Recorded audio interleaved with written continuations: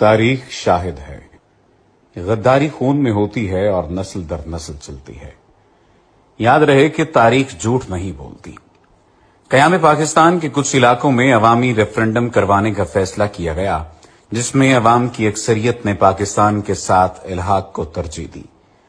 بلوچستان میں البتہ گوروں نے یہ اصول اپنانے سے انکار کر دیا، کیونکہ انگریز چاہتا تھا کہ بلوچستان آزاد حیثیت میں قائم رہے تاکہ بر صغیر سے انخلا کے فوری بعد انگریز اپنی گورننس وہاں منتقل کر دے اور پھر وہاں بیٹھ کر بتدریج خطے کا کنٹرول دوبارہ حاصل کر سکے۔ چنانچہ بلوچستان میں عوامی ریفرنڈم کی بجائے وہاں کے شاہی جرگے کے اکثریتی ووٹ کی بنا پر فیصلہ کرنے کا اعلان کر دیا گیا۔ یہ نہایت حساس معاملہ تھا۔ اگر شاہی جرگہ الحاق کی پاکستان سے انکار کر دیتا تو پاکستان کی جغرافیائی پوزیشن بہت کمزور ہو جاتی۔ شاہی جرگے کے متعلق جان لیں۔ بلوچستان کے کچھ علاقے بشمول کوئٹہ، پشتین تو برطانوی ریاست کے زیر انتظام تھے، لیکن دوسرے علاقے بشمول ریاست کلات، ریاست خاران، ریاست مکران، ریاست لسبیلا وغیرہ آزاد ہوا کرتے تھے۔ بلوچستان کے معاملات چلانے کے لیے انگریز نے ان علاقوں کے قبائلی سرداروں پر مشتمل ایک جرگہ بنا رکھا تھا، جسے شاہی جرگہ کہا جاتا تھا، جس کا صدر agent to governor general of British India ہوتا تھا اور عام طور پر انگریز کا وفادار سمجھا جاتا تھا۔ جب الحاق پاکستان کا معاملہ شاہی جرگے میں جانے کا فیصلہ ہوا تو کانگریس اور انگریزوں کو اطمینان ہو چکا تھا کہ جرگے کا اکثریتی فیصلہ ان کی مرضی کے مطابق آئے گا۔ یہ صورتحال چند قبائلی لیڈروں کے لیے قابل قبول نہ تھی، کیونکہ وہ پاکستان کے ساتھ الحاق چاہتے تھے۔ اس وقت کاکڑ قبیلے کے سربراہ نواب محمد خان جوگیزئی آگے بڑھے اور انہوں نے اپنے ہم خیال قبائلی لیڈروں کو ساتھ ملا کر پاکستان کے حق میں مہم شروع کر دی۔ دوسری طرف عبدالصمد اچکزئی ببانگ دوہل کانگریس کی حمایت میں سامنے آ گئے اور قیام پاکستان کی مخالفت کرتے ہوئے لابنگ شروع کر دی۔ نواب جوگیزئی کا ساتھ دینے کے لیے جمالی قبیلے کے میر جعفر خان جمالی آگے آئے اور انہوں نے بھی پاکستان کے حق میں کیمپین شروع کر دی۔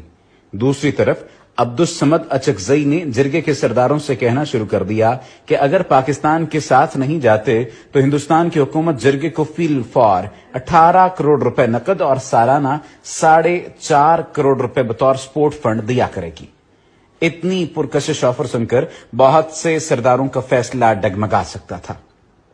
چنانچہ نواب جوگیزئی اور نواب جمالی نے بھرپور کیمپین شروع کی اور ہر سردار کے پاس جا کر قیام پاکستان کے حق میں ووٹ دینے کی سفارش کرنا شروع کر دی۔ جس وقت نواب جوگیزئی، جمالی اور نسیم حجازی جیسے لوگ شاہی جرگے کے اراکین کو پاکستان کے لیے قائل کرنے کی کوشش کر رہے تھے، عین اسی وقت مسلم لیگ بلوچستان کے صوبائی صدر نے شاہی جرگے کے صدر ایجنٹ گورنر جنرل سے اپیل کی کہ شاہی جرگے سے کلات، کاکڑ اور جمالی قبائل کے سرداروں کو نکال دیا جائے۔ یہ مطالبہ حیران کن تھا، کیونکہ اگر ان سرداروں کو نکال دیا جاتا تو پھر قیام پاکستان کے حق میں ووٹ ڈالنے والا کوئی نہ رہتا۔ ریفرنڈم کی تاریخ 29 جون کو طے ہوئی تھی اور اس وقت تک نواب جوگیزئی اپنے ساتھ اچھی خاصی حمایت اکٹھی کر چکے تھے، لیکن بلوچستان مسلم لیگ کے صوبائی صدر کی درخواست کا جائزہ لینے کے لیے شاہی جرگہ صدر نے 28 جون کی رات اعلان کر دیا کہ 29 جون کے اعلان میں صرف وائسرائے کا پیغام پڑھ کر سنایا جائے گا اور ووٹ 3 جولائی کو ڈالا جائے گا۔ اس کا مقصد یہ تھا کہ اگلے چند دنوں کے اندر جرگے کی کمپوزیشن تبدیل کی جا سکے۔ نواب جوگیزئی، نسیم حجازی اور جمالی کو سازش کی بھنک پڑ چکی تھی اور وہ اس تمام تر معاملے کو کسی نہ کسی حد تک جان چکے تھے۔ چنانچہ انہوں نے فیصلہ کیا کہ اگلے دن وائسرائے کا پیغام پڑھنے کے فوراً سب قبائلی سردار کھڑے ہو کر پاکستان میں شمولیت کا اعلان کر دیں گے۔ اگلے دن 29 جون کو اجلاس شروع ہوا، وائسرائے کا پیغام پڑھا گیا اور اس کے فوراً بعد جوگیزئی، جمالی، کاکڑ اور دوسرے قبائل کے سرداران اپنی جگہ سے کھڑے ہوئے اور پاکستان میں شمولیت کا اعلان کر دیا۔ یہ عام بات نہیں تھی۔ 65 کے جرگے میں 40 سے زائد سرداران نے جب یہ اعلان کر دیا تو پھر 3 جولائی کے اجلاس کی اہمیت ختم ہو گئی اور یوں اللہ کی مہربانی سے بلوچستان پاکستان کا حصہ بن گیا۔ جاننا چاہیں گے کہ مسلم لیگ بلوچستان کا صوبائی صدر کون تھا جس نے شاہی جرگے سے پاکستان کے حامی سرداروں کو نکالنے کی سفارش کی؟ اس کا نام قاضی عیسیٰ تھا، جو کہ سپریم کورٹ کے موجودہ جج قاضی فائز عیسیٰ کے والد گرامی تھے۔ جی ہاں، وہی قاضی فائز عیسیٰ کہ جس کے بارے میں کہا جاتا ہے کہ وہ تحریک پاکستان کے فرزند کا بیٹا ہے۔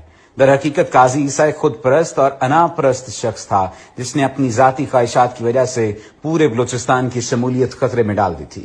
آج اس کے بیٹے نے محض 3 ارب رشوت لے کر ملک کو 500 ارب کا نقصان دیا اور اس سے بڑھ کر ملک کے عدالتی نظام کی ساکھ پر ایسا کالا ٹیکا لگایا جو شاید صدیوں تک مٹ نہ سکے۔ سچ کہتے ہیں غداری خون میں ہوتی ہے۔ اوپر بیان کیے گئے واقعات تاریخ کا حصہ ہیں۔ آخر میں سلام ان بلوچ لیڈرز کو جنہوں نے 1947 میں کروڑوں کی آفرز ٹھکرا کر پاکستان میں شمولیت کا فیصلہ کیا۔ قاضی عیسیٰ ان بلوچ اور پختون لیڈروں کی دھول کے برابر بھی نہیں۔ قیوم نظامی کی کتاب قائد اعظم بحیثیت گورنر جنرل سے اقتباس۔